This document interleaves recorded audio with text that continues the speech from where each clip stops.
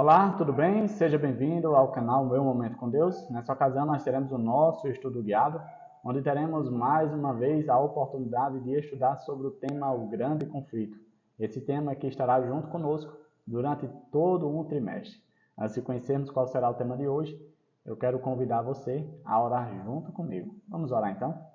Senhor Deus, que estás nos céus, obrigado por mais uma oportunidade de poder meditar na Tua Palavra, de poder aprender mais sobre temas importantes e relevantes para a nossa vida. Fica conosco, dá-nos o Teu Santo Espírito, é isso que nós te pedimos, em nome de Jesus Cristo. Amém.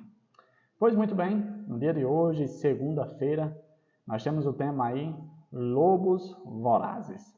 Foi apresentado aqui dois contextos bíblicos, a qual nós vamos ler, são curtinhos, e logo em seguida nós iremos fazer algumas ponderações, algumas reflexões a respeito desses textos que vamos ler agora.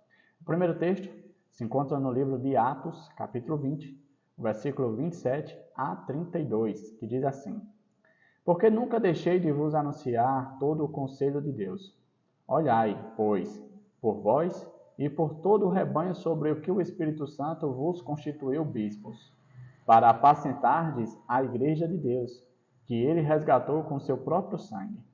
Porque eu sei isto, que, depois da minha partida, entrarão no meio de vós lobos cruéis, que não perdoarão o rebanho, e que dentre vós mesmos se levantarão homens que falarão coisas perversas, para atraírem os discípulos após si.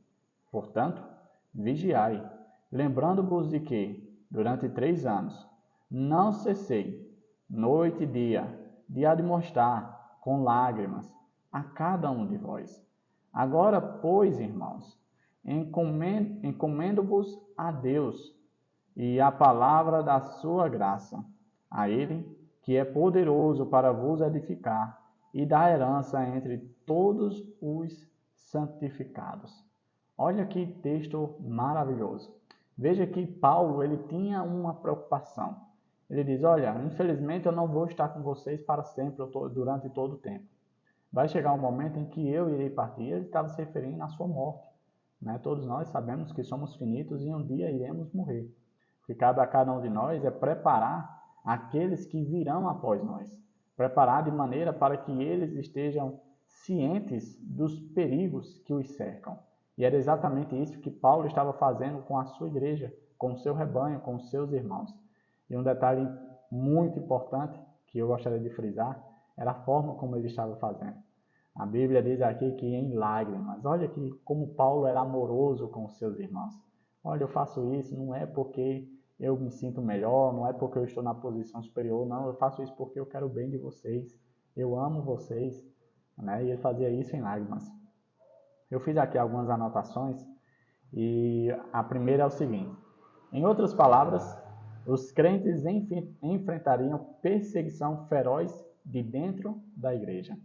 Eles já estavam acostumados por serem perseguidos pelos romanos, né? Ou seja, a civilização opressora que era contra a sua religião, o cristianismo.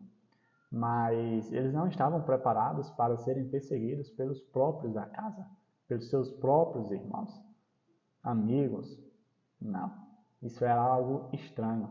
E Paulo estava chamando a atenção para exatamente esse tipo de situação. Ele disse, olha, quando eu partir, quando eu morrer, vai ter pessoas que vão se levantar no meio de vós e vão falar palavras perversas, vão introduzir conceitos, doutrinas que não são baseados na Bíblia. E eles vão perseguir aqueles que procurarem fazer o assim diz o Senhor. Olha que texto interessante, não é mesmo? Um outro ponto interessante, diz assim, ó, heresias entrariam na igreja, falsas doutrinas substituiriam verdades divinas, práticas pagãs prevaleceriam. No quarto e quinto séculos, concessões foram introduzidas furtivamente na igreja cristã, sendo o avanço da missão a justificativa mais provável. Mas o terrível resultado foi o afastamento das verdades da palavra de Deus. Perceba que hoje nós não vivemos numa realidade muito distante daqui que eu acabei de ler. Hoje a gente vê muitas igrejas, por exemplo, utilizando meios estranhos para poder alcançar as pessoas. E veja que isso é um alerta que Paulo trouxe para a sua igreja. Ou seja, heresias, doutrinas estranhas que não são fundamentadas na Bíblia, tudo isso não é uma forma de cativar ou de alcançar pessoas para o reino de Deus, não. Isso são formas de atrapalhar a pregação do Evangelho. Isso são formas de fazer com que as pessoas estejam cada vez mais distantes do estudo da palavra. E a gente vê esse cumprimento mais real, mais firme ali por volta do 4º e 5º século. Davi, isso é falação, não é história, é fato. Procurem, pesquisem. O outro texto que foi apresentado se encontra no livro de 2 Tessalonicenses, capítulo 2, versículo do 7 ao 12, que diz assim: Porque já o mistério da injustiça opera, somente há um que, agora, resiste até que no meio seja tirado. E então será revelado o iníquo, a quem o Senhor desfará pelo assopro da sua boca e aniquilará pelo esplendor da sua vinda. A essa cuja vinda é segunda a eficácia de Satanás, com todo o poder e sinais e prodígios de mentira, e com todo o engano da injustiça para os que perecem, porque não receberam o amor da verdade para se salvarem. E por isso, Deus lhe enviará a operação do erro, para que creiam a mentira, para que sejam julgados todos os que não creram a verdade, antes tiveram prazer na iniquidade. Com base nesse texto, eu separei mais 2 pontos aqui, e o primeiro ponto diz assim, Paulo disse, o mistério da iniquidade já opera. É significativo que, mesmo nos dias do apóstolo, houve um afastamento gradual da verdade e a respeito da obediência à lei de Deus. Esse sempre foi o ponto de ataque de Satanás, a lei de Deus. Desde o seu ataque lá no céu até os dias de hoje, ele vem sempre atacando a lei de Deus. Por quê? Porque a lei de Deus nada mais é o reflexo do caráter de Deus. Em outras palavras, Satanás ataca diretamente a Deus. Um outro ponto que eu destaquei aqui foi o seguinte: em oposição ao segundo mandamento, ídolos foram introduzidos no culto cristão.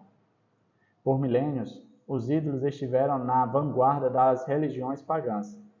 Para tornar o cristianismo aceitável aos pagãos, divindades pagãs foram chamadas de santos. O domingo, dia de adoração ao Deus Sol, foi adotado como dia de adoração cristã, em honra à ressurreição. Esse falso dia, não sancionado na Bíblia, prevalece ainda hoje. Como assim, Davi, não sancionado na Bíblia? Jesus não ressuscitou no domingo, não está escrito na Bíblia? Sim. Mas em nenhum momento você encontra nenhum texto bíblico dizendo e Jesus mudou o dia de guarda para o domingo.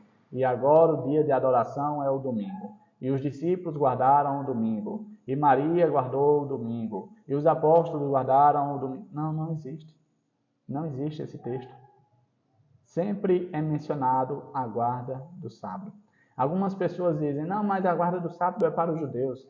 A guarda do sábado foi para o povo de Moisés. A guarda do sábado é para outras pessoas. Não, a guarda de sábado é para todo aquele que se considera cristão.